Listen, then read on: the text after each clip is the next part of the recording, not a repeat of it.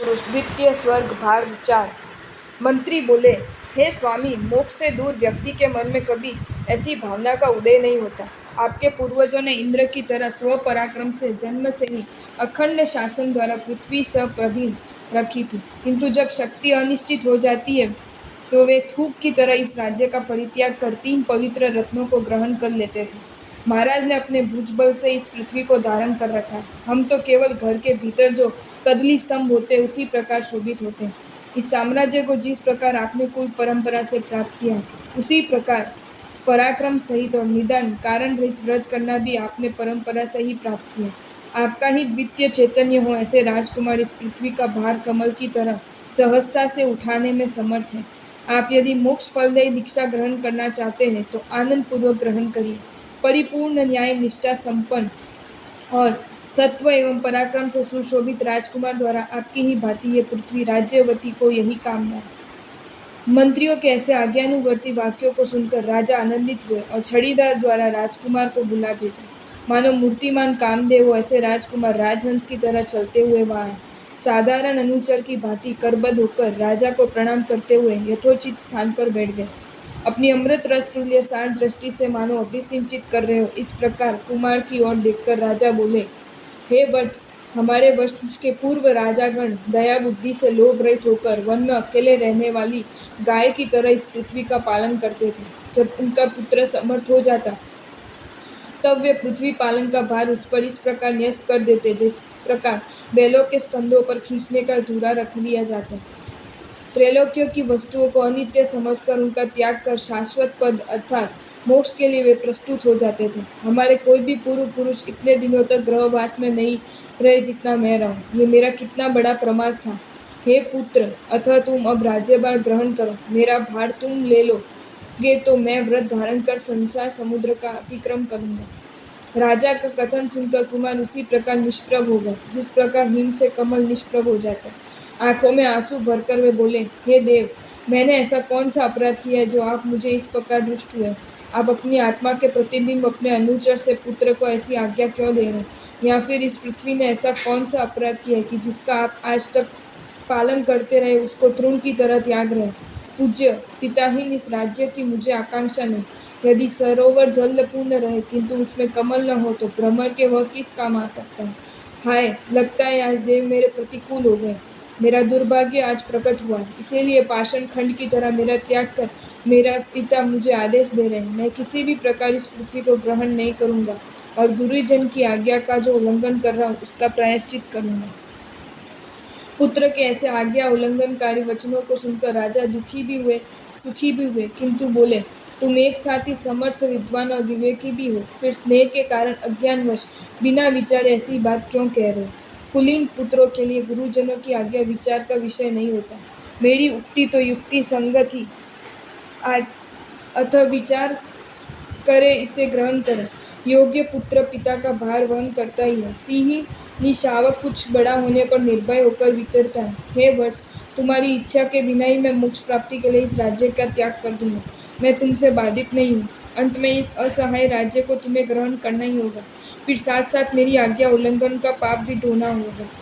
इसलिए हे पुत्र, मुझ पर भक्तिवान तुम विचार कर अथवा न कर मुझे सुखी बनाने के लिए मेरी आज्ञा स्वीकार करो। मंत्री भी बोले, हे कुमार, आप तो स्वभावतः ही विवेकी हैं। आपकी उक्ति योग्य है, फिर भी पिताजी को आज्ञा दे रहे हैं, उसे स्वीकार करना ही उचित है।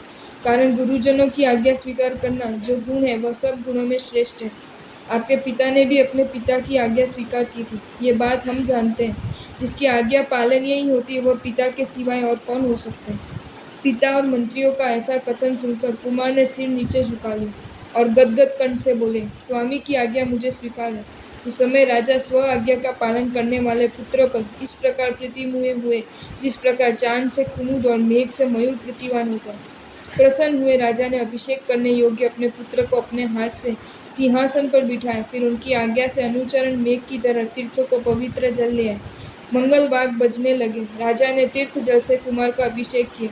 उसी समय अन्य सामंत राजा भी आकर अभिषेक करने लगे और भक्ति भाव से नवोदित सूर्य की तरह उन्हें नमस्कार किया। पिता की आज्ञा से उन्होंने श्वेत वस्त्र धारण किया। इससे वे इस प्रकार शोभित होने लगे जिस प्रकार शरद ऋतु के शुभ्र मेघ से पर्वत शोभित होता है। तदुपरांत वीरांगनाओं ने आकर चंद्रिकापुर की भांति गोशीर्ष चंदन का उनके समस्त शरीर पर लेप किया।